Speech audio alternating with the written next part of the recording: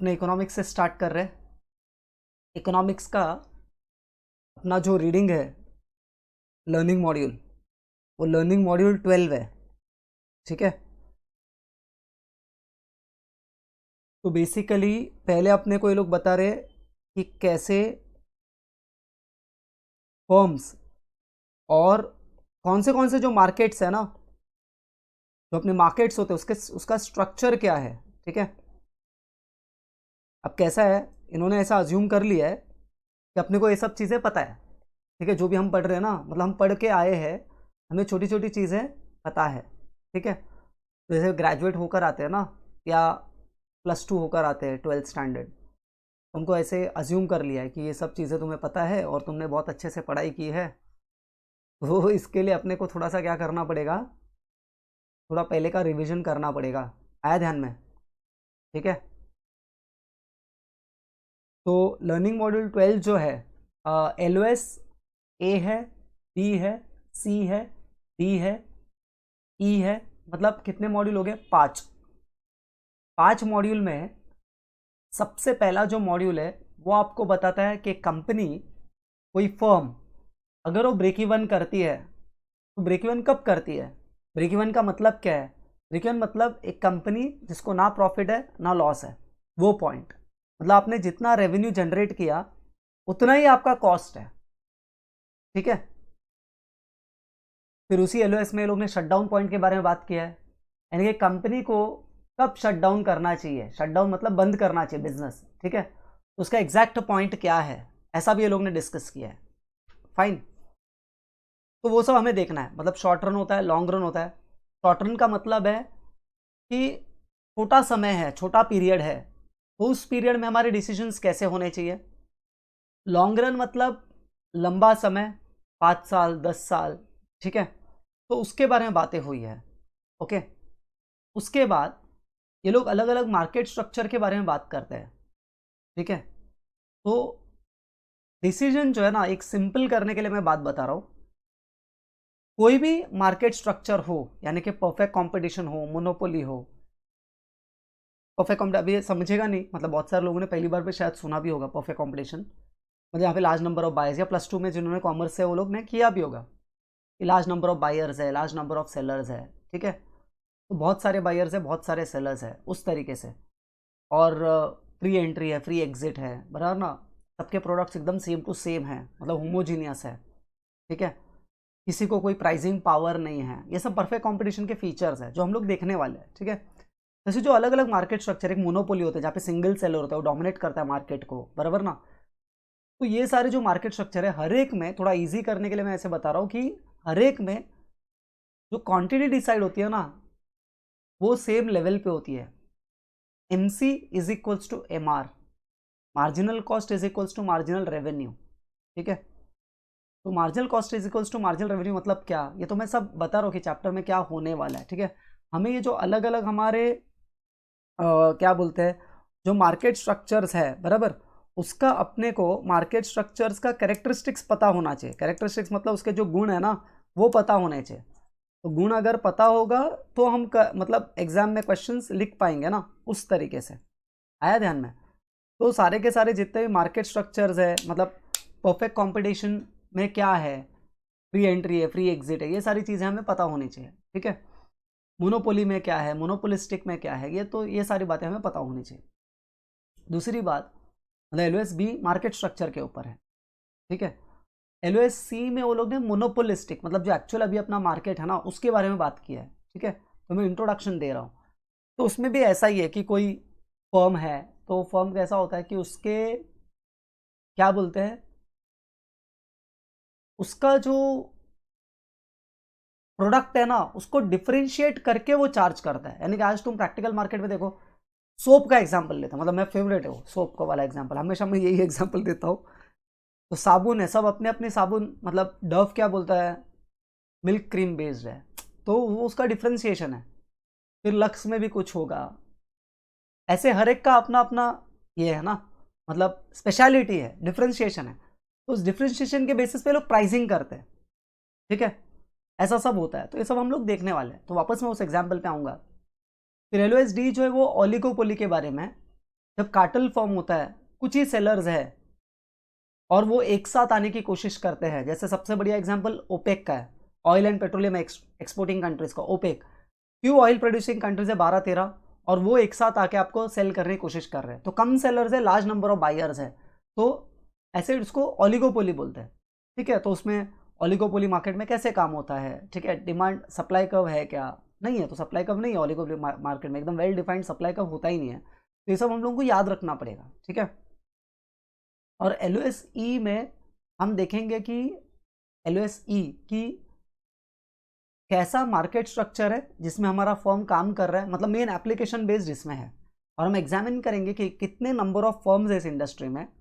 ठीक है, क्या वहाँ पे प्राइस कंपटीशन है या नहीं है, और मार्केट को समझने की कोशिश करेंगे, एंट्री के लिए कोई बैरियर्स है क्या कि नहीं है, उस मार्केट का कैरेक्टरिस्टिक्स कैसा है, ठीक है, इलास्टिसिटी ऑफ डिमांड कैसा है, तो वो सारा चीज़ हम लोग यहाँ पे सीखने वाले। तो उसमें एक हर्फिंडल्स हर्शमैन इंडेक्स करके एक आता है, ठीक है, HHI, जो कॉन्सेंट्रेशन के बारे में बात करता है, तो उसके एक दो सम्स भी होंगे, इक्का दुक्का, बहुत ईजी है, तो वो भी अपने को देखना है।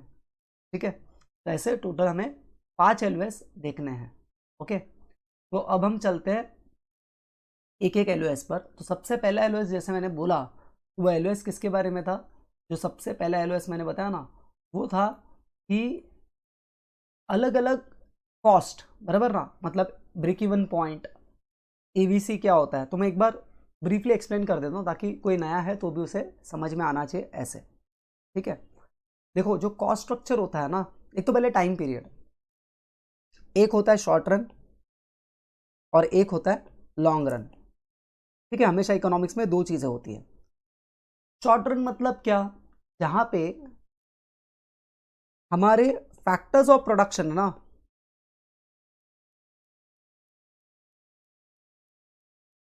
लैंड, लेबर, कैपिटल, एंटरप्रेनर, ये जो है, ये सारे के सारे कैसे हैं, ये लोग फिक्स्ड है। क्या ये फिक्स्ड है, किधर, शॉर्ट रन में, बराबर, मतलब इसको आप बदल नहीं सकते हो। इसका मतलब क्या है, लैंड है, मतलब आप तुरंत जमीन खरीद के फैक्ट्री खड़ा नहीं कर सकते हो, बात समझे, तो चेंज नहीं कर सकते हो आप, लैंड हो, लेबर हो, कैपिटल हो, एंटरप्रेन्योर हो, किसी को आप चेंज नहीं कर सकते। इसमें एक चीज हो सकता है कि कुछ वेरिएबल हो सकता है और कुछ फिक्स्ड भी हो सकता है, कि आप शॉर्ट रन में उसको चेंज कर भी सकते हो, ऐसा हो भी सकता है, बट जनरली सारे के सारे, मतलब कुछ फैक्टर्स जो है वो फिक्स्ड है। ठीक है, हम क्या अज्यूम करते हैं यहाँ पे, फिक्स्ड, अभी मैंने बोलते बोलते बोल दिया कि हम ये जो चीज़ है ना, मतलब लैंड, लेबर, कैपिटल, इन सबको हम लोग फिक्स्ड मानते हैं, बराबर, लेकिन जनरली हम लोग ये जो कैपिटल है ना, इसको हम मान के चलते हैं कि फिक्स्ड नहीं है, फिक्स्ड है ये, इसको चेंज नहीं कर सकते। ठीक है, इसको चेंज नहीं कर सकते, बट बाकी को कुछ हद तक हम लोग कर सकते हैं। तो अब मैं करेक्ट कर रहा हूँ, मैं बोल रहा हूँ ये वाला जो कैपिटल है ये मेरा फिक्स्ड है, ठीक है, बाकी के सारे क्या है, वेरिएबल है, ऐसा समझ लो। तो firm can not change it's scale of production, अचानक से प्लांट खड़ा कर दिया, शॉर्ट रन में कैसे होगा, आप सोचो ना, आपके पास 4 साल मतलब 4-5 महीने हैं, आप तुरंत प्लांट कहाँ से खड़ा करोगे, तो आप नहीं कर सकते, तो ये शॉर्ट रन हो गया। लॉन्ग रन में ये जो सारे फैक्टर्स ऑफ प्रोडक्शन है ना, फैक्टर्स ऑफ प्रोडक्शन सारे के सारे, लैंड हो, लेबर हो, कैपिटल हो, एंटरप्रेन्योर हो, ये सबके सब जो है ना, ये वेरिएबल है। वेरिएबल मतलब इसमें से कोई भी फिक्स्ड नहीं है। यहाँ पे कैपिटल फिक्स्ड है, ठीक है, कैपिटल फिक्स्ड है, कुछ फैक्टर्स ऑफ प्रोडक्शन फिक्स्ड है, मतलब कैपिटल फिक्स्ड है और बाकी के वेरिएबल है, ऐसा समझ के चलते हैं, मान के चलते हैं हम लोग। ठीक है, ऐसा अज्यूम करते हैं, ऐसा बोल सकते हैं। ठीक है, लॉन्ग रन में सारे के सारे फैक्टर्स ऑफ प्रोडक्शन क्या है, वेरिएबल है। ठीक है, फर्म क्या कर सकता है कि अगर समझो प्लांट को बढ़ाना है, तो लॉन्ग रन में क्या कर सकता है, प्लांट खुद खड़ा भी कर सकता है कैपेसिटी, या तो फिर हो सकता है क्योंकि इससे रेंट पे ले ले, बराबर ना। ठीक है, कम करना है कैपेसिटी, मतलब प्रोड्यूस करने का, तो उसको बेच भी सकता है। ठीक है, तो ये सारी चीज़ें बताई हुई है। ठीक है, तो अभी हमने क्या पढ़ा कि लॉन्ग शॉर्ट रन में कैपिटल फिक्स्ड है और बाकी सब वेरिएबल है, लॉन्ग रन में सभी के सभी वेरिएबल है, ठीक है, ये हमने पढ़ा, राइट। आगे एक पॉइंट होता है शटडाउन पॉइंट, ठीक है। अब पहले समझ लेते हैं कि what is perfect competition. Perfect competition मतलब एक मार्केट स्ट्रक्चर जहां पे क्या है कि बहुत सारे बायर्स है, लार्ज नंबर ऑफ बायर्स है और लार्ज नंबर ऑफ सेलर्स है। कोई कमी नहीं है आपको खरीदने वालों की और बेचने वालों की। सबसे खास बात है होमोजीनियस प्रोडक्ट है। होमोजीनियस मतलब सेम टू सेम प्रोडक्ट है, बिल्कुल फर्क नहीं, एकदम सेम। ऐसा मार्केट एग्जिस्ट करता है क्या? नहीं करता है, नहीं होगा कभी प्रैक्टिकली, समझे। सभी फर्म्स जो है परफेक्ट कंपटीशन में, सारे के सारे फर्म्स, ये लोग सिर्फ नॉर्मल प्रॉफिट कमा रहे हैं। क्या नॉर्मल प्रॉफिट मतलब? सिर्फ कॉस्ट को रिकवर कर पा रहे हैं, कोई भी एक्स्ट्रा प्रॉफिट कमा नहीं पा रहा है, ठीक है। Normal profit, super normal profit ये देखेंगे बाद में। इसलिए मैंने बोला बहुत सारी चीज़ें ऐसे अज्यूम्ड है कि आपको पता है, ठीक है। तो मैं बहुत स्लो जाने वाला हूँ इस चैप्टर में, ताकि आगे आने वाले चैप्टर्स अपने ईजी जाए, ठीक है। अब होता क्या है यहाँ पे इस परफेक्ट कंपटीशन के मार्केट में, अभी भी मैंने सारा चीज़ क्लियर नहीं किया क्योंकि अगले चैप्टर में होने वाला है। तो मैंने जस्ट आपको परफेक्ट कंपटीशन क्या होता है मैंने बताया कि सारे के सारे प्रोडक्ट सेम है। प्रैक्टिकली ऐसा मार्केट पॉसिबल है क्या? नहीं है, 100% नहीं है, ठीक है।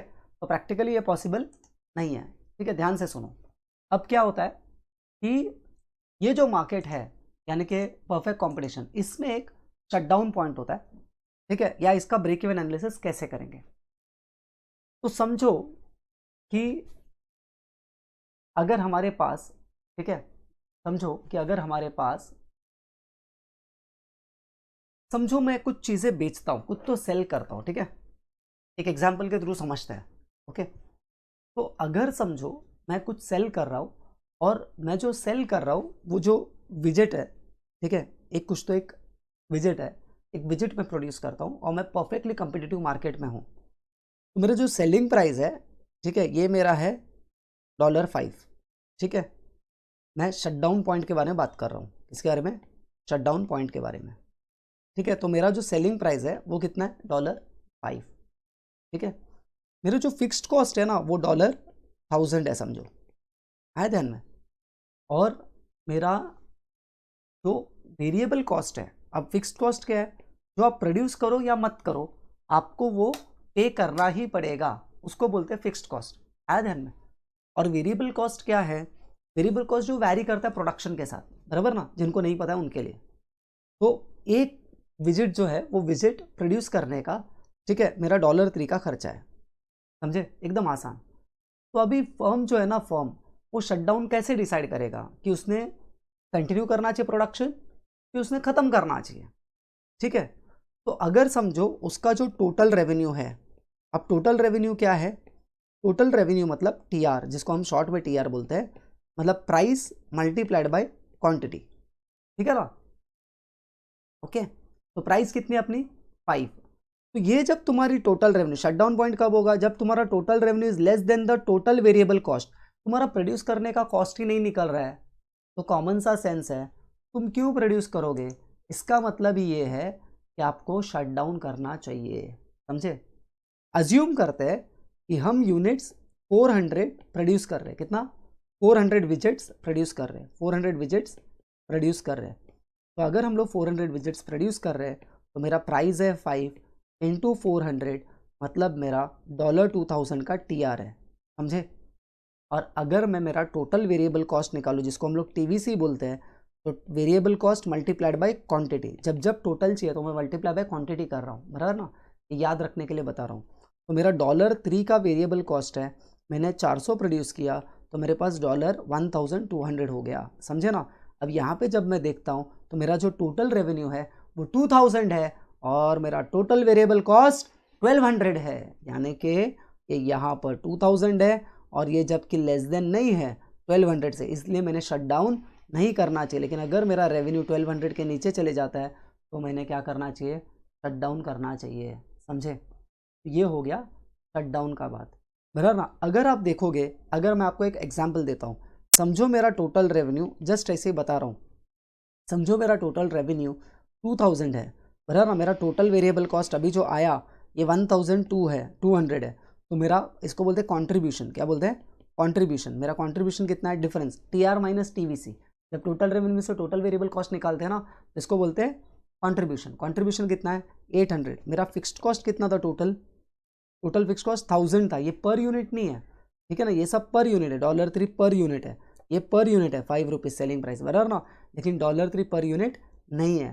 तो ये जो मेरा फिक्स्ड कॉस्ट है वो 1000 था। अगर मैं यहाँ पर देखूँ, मैं जब ये 1000 माइनस करता हूँ तो मेरे पास लॉस आ रहा है 200 का, ठीक है। लॉस होने के बावजूद भी मैं बंद नहीं करूँगा। क्या नहीं करूँगा? बंद नहीं करूँगा। बंद क्यों नहीं करूँगा? शॉर्ट रन में मैं बंद नहीं करूँगा। आया ध्यान में? ठीक है। लॉन्ग रन में मुझे सोचना चाहिए, ठीक है। जब तक तुम्हारा शॉर्ट रन में वेरिएबल कॉस्ट कवर हो रहा है, बराबर, आप लोगों ने ऑपरेट करना चाहिए। इसके पीछे सर लॉजिक क्या है? मेरे को तो लॉस ही है ना। नहीं, इसके पीछे का लॉजिक समझाता हूँ। जब समझो आप कोई भी प्रोडक्ट प्रोड्यूस कर रहे हो तो आप एक लाइन ऑफ प्रोडक्ट के तरफ वजह से, मतलब एक लाइन ऑफ प्रोडक्ट लेके नहीं चलते हो, आप तो डाइवर्सिफाई होके चलते हो। जैसे हम स्टॉक्स में पढ़ते हैं ना, अलग अलग स्टॉक्स होंगे हमारे बास्केट में, बराबर। उसी तरीके से यहाँ पे आप एक चीज़ प्रोड्यूस नहीं कर रहे हो। आप क्या प्रोड्यूस कर रहे हो?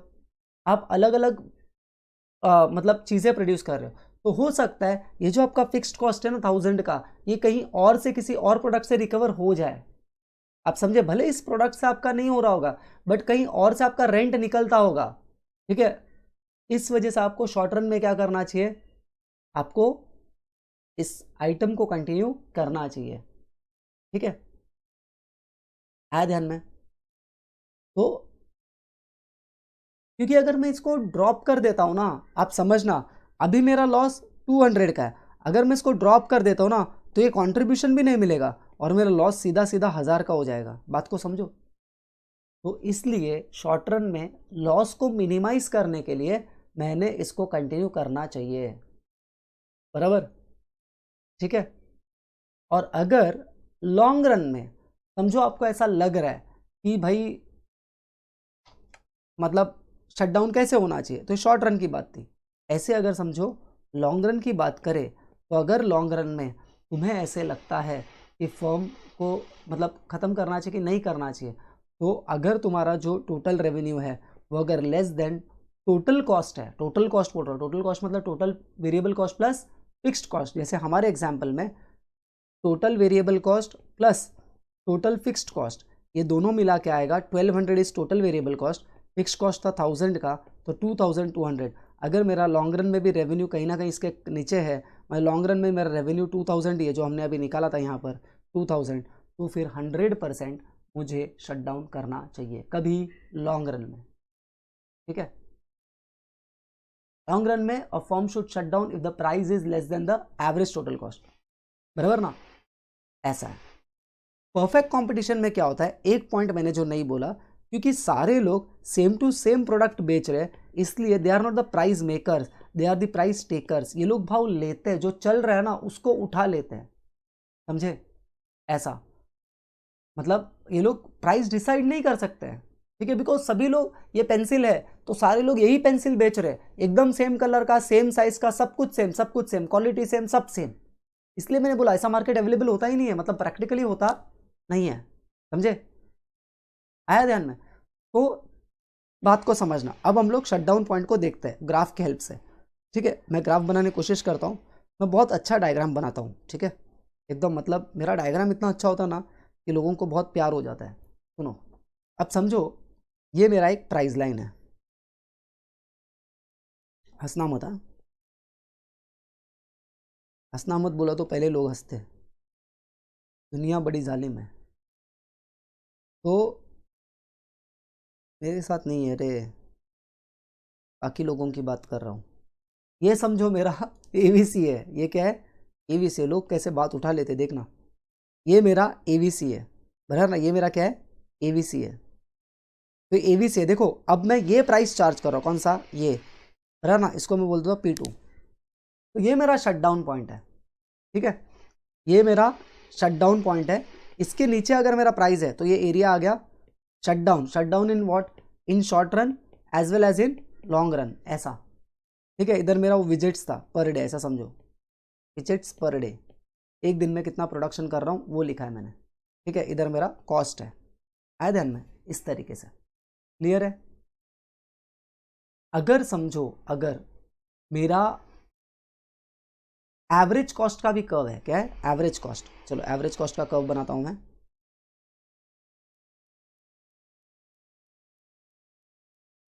ये मेरा एवरेज कॉस्ट का कर्व है। तो ये जो प्राइस है ना, इसको मैं बोलता हूँ P1, इसको बोलते हैं नॉर्मल प्रॉफिट पॉइंट। इसको मैं एक नाम दे देता हूँ, कोई तो नाम, ठीक है। इसको बोलते हैं नॉर्मल प्रॉफिट, ओके। इसको क्या बोलते हैं? नॉर्मल प्रॉफिट,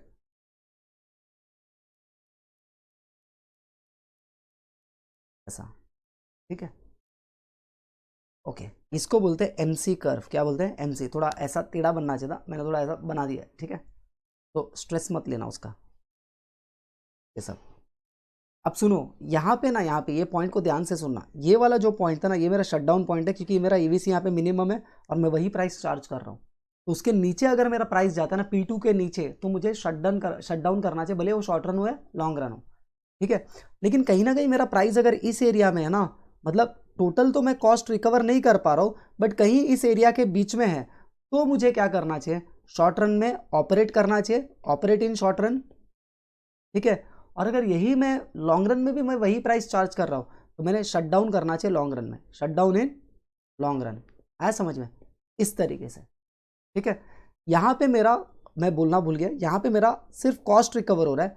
इस पॉइंट को बोलते हैं ब्रेक इवन पॉइंट, जहाँ पे मेरा ये देखो ना, कॉस्ट मिनिमम है और यही मेरा प्राइस चार्ज कर रहा हूँ मैं, यही मेरा प्राइस चार्ज कर रहा हूँ। यहाँ पे मेरा कॉस्ट मिनिमम है, ठीक है। आई होप समझ में आ रहा है। यही मेरा कॉस्ट है और यही मेरा प्राइस है, मतलब कॉस्ट, जितना कॉस्ट है उतना ही रेवेन्यू मैं कर रहा हूँ।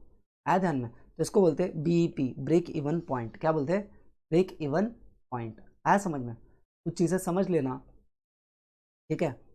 जब आपका प्राइस P1 है, यहाँ पर जब आपका प्राइस, मैं थोड़ा गंदा करूँगा डायग्राम को, जब आपका प्राइस P1 है, तब मैं सिर्फ एवरेज जो कॉस्ट है वही रिकवर कर पा रहा हूँ। मेरा रेवेन्यू उतना ही है, एवरेज रेवेन्यू जितना मेरा एवरेज टोटल कॉस्ट है, बराबर ना, ठीक है। तो यहाँ पे मेरा इकोनॉमिक प्रॉफिट नहीं है, मतलब सुपर नॉर्मल प्रॉफिट नहीं है, इसको बोलते हैं नॉर्मल प्रॉफिट, ठीक है। क्या बोलते हैं? Normal profit. आया ध्यान में? या इकोनॉमिक प्रॉफिट पॉजिटिव है, ऐसा बोलूंगा मैं। क्या बोलूंगा? इकोनॉमिक प्रॉफिट पॉजिटिव है। कब बोलूंगा? जब मैं अगर ऊपर चार्ज करता हूं, तो ये मेरा प्राइस चार्ज हो रहा है, तो मैं AC से भी ऊपर चले गया, इसको बोलते हैं नॉर्मल प्रॉफिट या इकोनॉमिक प्रॉफिट इज पॉजिटिव। लेकिन क्योंकि मेरा P1 एवरेज कॉस्ट कर्व के नीचे है, इसीलिए उसको बोलते हैं इकोनॉमिक प्रॉफिट इज 0, मतलब मेरे पास ज़्यादा प्रॉफिट नहीं हो रहा है। सर लेकिन आप तो बोले ब्रेक इवन पॉइंट मतलब जितना कॉस्ट है उतना ही रेवेन्यू। यस, इकोनॉमिक्स में हम लोग जनरली अगर हमारा कॉस्ट भी रिकवर कर गया ना, कॉस्ट रिकवर कर लिया ना, ब्रेक इवन पॉइंट मतलब क्या? तुम्हारा total revenue is equal to total cost, तुम उतना ही कमा रहे हो जितना तुम्हारा कॉस्ट इनकर हुआ है। तो इस पॉइंट को बोलते हैं ब्रेक इवन, और उसी को नॉर्मल मतलब नॉर्मल प्रॉफिट बोलते हैं। नॉर्मल प्रॉफिट इसलिए, आप बोलोगे सर प्रॉफिट तो हुआ ही नहीं, जितना कॉस्ट था उतना ही कमाया, क्योंकि आपने आपका फिक्स कॉस्ट रिकवर कर लिया, इसलिए उसको बोलते हैं नॉर्मल प्रॉफिट। आया ध्यान में? अगर आप P1 के ऊपर, इधर मैं बोलता हूँ P0 अगर चार्ज करते हो ना, तो आप देखो कॉस्ट के ऊपर चार्ज करो। किसके ऊपर चार्ज कर रहे हो? कॉस्ट। आपका कॉस्ट इधर खड़ा है, इधर ये पॉइंट है मिनिमम कॉस्ट, बराबर ना, जिधर मैंने येलो सर्कल किया अभी, और P0 आपका ऊपर है, तो इसका मतलब आप ज़्यादा चार्ज कर रहे हो, मतलब आपको इकोनॉमिक प्रॉफिट हो। कोई भी मार्केट स्ट्रक्चर, मोनोपोली हो, मोनोप्सोनी तो नहीं अपने इसमें, मोनोपोली हो, डिओपोली हो, ओलिगोपोली हो, कहीं पे भी यही यही चक्कर है, ठीक है। यही समझना है और कुछ भी नहीं है, ठीक है, हर जगह पे। लेकिन अगर आप समझो, ये मैं यहाँ पे बीच में एक ये प्राइस चार्ज करता हूँ, कलर अलग ले लेते हैं, ये प्राइस चार्ज करता हूँ, ये प्राइस, ये प्राइस, ये प्राइस, इसको PL दे देता हूँ, चलो, ठीक है। तो इसका मतलब मुझे मेरा इकोनॉमिक प्रॉफिट नेगेटिव, मतलब मुझे लॉस हो रहा है। आया समझ में? ठीक है, इस तरह, क्योंकि मैं कॉस्ट रिकवर, एवरेज कॉस्ट में टोटल कॉस्ट मतलब फिक्स कॉस्ट रिकवर नहीं कर पा रहा हूँ, तो लॉस हो रहा है, ठीक है ना। फिर भी मैं शॉर्ट रन में ऑपरेट करूंगा, लॉन्ग रन में शायद मैं सोचूंगा कि करूँ कि नहीं करूँ, ठीक है, ओके। जैसे कि मैंने बताया शॉर्ट रन में क्या होता है, कुछ कॉस्ट फिक्स्ड होता है, बराबर ना, तो इसलिए वो लोग क्या करते हैं, शॉर्ट रन में थोड़ा प्रोडक्शन कंटिन्यू करते हैं, ठीक है ना, जब तक तुम्हारा एवरेज रेवेन्यू जो है ना, शॉर्ट रन की बात कर रहा हूँ, एवरेज रेवेन्यू मतलब कम समय में एवरेज रेवेन्यू अगर तुम्हारा ज़्यादा है, किससे? एवरेज वेरिएबल कॉस्ट से, एवरेज वेरिएबल कॉस्ट से ज़्यादा है तुम्हारा रेवेन्यू, ठीक है ना, तो तुम शॉर्ट रन में कंटिन्यू करोगे और उसके बाद नहीं करोगे, मतलब लॉन्ग रन में अगर होते जा रहे हो तो तुम बंद कर दो, ठीक है। क्लियर है, ऐसा है। ओके, समझ में आया? इस तरीके से इसको सोचना चाहिए। लेकिन अगर मेरा ये एवीसी है, मेरा एवीसी इधर इधर और उसके मैं नीचे प्राइस चार्ज कर रहा हूँ, तो 100% मेरे को शॉर्ट रन में बंद कर देना चाहिए। शॉर्ट रन हो या लॉन्ग रन हो, बंद कर देना चाहिए। ठीक है। अब आप बोलोगे, कोई मुझे पूछेगा सर एवरेज रेवेन्यू मतलब क्या? तो टोटल रेवेन्यू है, उसको जब आपने क्वांटिटी से डिवाइड कर दिया तो आपका एवरेज रेवेन्यू आ गया। समझे? आया ध्यान में? तो इसको एवरेज रेवेन्यू बोलते हैं। सर एवरेज वेरिएबल कॉस्ट आपने बताया नहीं, कैसे निकालते हैं? तो टोटल वेरिएबल कॉस्ट को क्वांटिटी से डिवाइड कर दिया तो एवरेज वेरिएबल कॉस्ट आ गया। समझे? ठीक है, इस तरीके से बताया है। ये तो हो गई शॉर्ट रन की बात। सर लॉन्ग रन में क्या? सारे के सारे कॉस्ट वेरिएबल है, बराबर ना? सारे के सारे कॉस्ट वेरिएबल है। वेरिएबल मतलब आप चेंज कर सकते हो किसी भी कॉस्ट को। लैंड का कॉस्ट हो, लेबर का कॉस्ट हो। लैंड का वैसे क्या कॉस्ट होता है? रेंट। लैंड का कॉस्ट क्या होता है? रेंट। लेबर का कॉस्ट क्या होता है? वेजेस, जिसको हम पे करते हैं ना वो। कैपिटल को क्या देते हैं? इंटरेस्ट। एंटरप्रेन्योर को क्या देते हैं? प्रॉफिट। तो सारा का सारा चीज़ वेरिएबल है, बराबर। हम इसको अवॉइड कर सकते हैं। कैसे अवॉइड कर सकते हैं? बंद कर दो बिजनेस। ठीक है। तो इसलिए अगर समझो लॉन्ग रन में, शॉर्ट रन के लिए ये शट डाउन पॉइंट है, लेकिन लॉन्ग रन के लिए ये शट डाउन पॉइंट है। अगर आपका एवरेज कॉस्ट लॉन्ग रन में नहीं रिकवर हो रहा है तो आप लॉस पे लॉस झेलते रहोगे। इससे अच्छा है कि आप बंद कर दो। ठीक है, इस तरीके से। ठीक है, एकदम सम अप। शॉर्ट रन में शट डाउन पॉइंट कहाँ पे? जहाँ पर आपका A R is equals to A V C होना चाहिए। अगर ए आर आपका, इधर मैंने ग्रेटर देन का साइन क्यों डाला है? If average revenue is less than A V C तो आपको शट डाउन करना चाहिए। शायद मैंने गलती से क्या बोला था मेरे को याद नहीं है, ये शट डाउन पॉइंट है अगर आपका एवरेज रेवेन्यू कम है तो। लेकिन वही अगर आपका ए आर अगर ज़्यादा है किससे? ए वी सी से, तो शॉर्ट रन में कंटिन्यू करना चाहिए। ठीक है, ठीक है, लेकिन लॉन्ग रन में बंद कर देना चाहिए। लॉन्ग रन में क्या? लॉन्ग रन का अगर लिखना है मुझे, तो अगर आपका average revenue is less than A C, A C मतलब टोटल कॉस्ट, ए सी मतलब क्या? टोटल कॉस्ट को डिवाइड बाय क्वांटिटी कर दिया, बराबर ना? ए सी, तो आपको यहाँ पे शट डाउन करना चाहिए। ध्यान रखना, इसको बोलते हैं शट डाउन पॉइंट। क्या बोलते हैं? Shut down point. आया समझ में? ठीक है, ऐसा। अगर आप नॉर्मल प्रॉफिट कमा रहे हो, मतलब आपने एसी जो है ना वो कवर कर लिया, आपका AC is equals to A R हो गया, एवरेज रेवेन्यू। ठीक है, इसका मतलब आपका ब्रेक इवन पॉइंट है। क्या है? Break even point. समझा? ब्रेक इवन पॉइंट मतलब नो प्रॉफिट नो लॉस। ठीक है, ऐसा। तो इसके कंडीशन जो लोग अपने को पूछेंगे, उनको सोच समझ के जवाब देना पड़ेगा। मैं कुछ क्वेश्चंस पूछता हूँ, आप मुझे आंसर्स देते जाना। ठीक है। अगर समझो मेरा average revenue is greater than और इक्वल है टोटल कॉस्ट से, बराबर ना? तो शॉर्ट रन लॉन्ग रन कहाँ पे ऑपरेट करना चाहिए? एवरेज रेवेन्यू ज़्यादा है, एवरेज कॉस्ट से भी ज़्यादा है, एवरेज टोटल कॉस्ट से भी ज़्यादा है। एवरेज कॉस्ट बोलो, एवरेज टोटल कॉस्ट बोलो, ज़्यादा है। Total cost average total cost से भी ज़्यादा है, एवरेज कॉस्ट से ज़्यादा है। ये जो मैं बोल रहा हूँ ना, ये एवरेज टोटल कॉस्ट से ज़्यादा है एसी। तो कॉस्ट मतलब एवरेज कॉस्ट मतलब क्या? आपका फिक्स्ड कॉस्ट और ये सब रिकवर होके उससे भी ज़्यादा है, बराबर ना? तो शॉर्ट रन लॉन्ग रन दोनों में कंटिन्यू करना चाहिए, बराबर ना?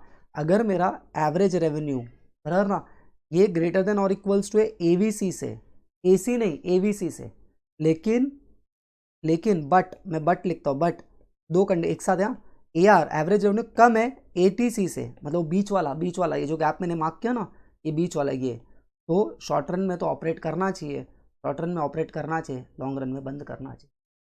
समझे ना? ऐसा।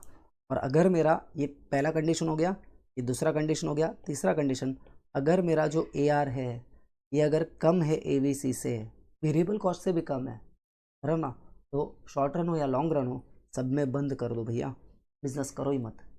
सेवा करने थोड़ी ना बैठे हैं। आया ध्यान में? इस तरीके से। ठीक है।